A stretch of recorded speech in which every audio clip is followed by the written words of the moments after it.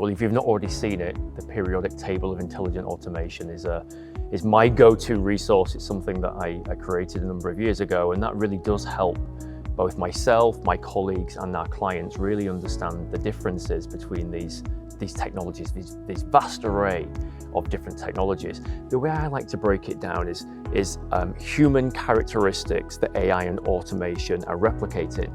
And so when I think about things like read and write, look, decide, do, these are all things that we do when we're completing work. And there are AI and automation technologies such as natural language processing, natural language understanding, which are very much part of write. We have intelligent document processing, OCR, machine vision, which are very much part of look. Decide could be machine learning, deep learning. We've got augmented decision-making capabilities. There are a lot of technologies. I track probably around about 70 different types.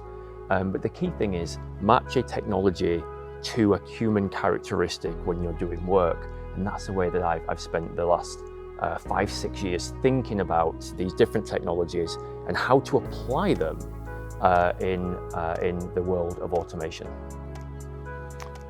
So I think that's a pretty good representation of the different types of AI technologies. With perhaps one exception, we have to do more than just deal with the way people think. There's this whole notion of the processes associated with AI. And so another category of technology they ought to think about is ML operations and now LLM operations. So once you create, it's day 2 activity, right? Once you've created a model, you need to be able to maintain that model, you need to be able to update the model, you need to be able to deploy new models. So all of that stuff is important as well. The other part of this equation you asked about automation is how do you put these things into a production process? And some of the technology is not necessarily AI technology. Some of the technology has to do with operating in real time.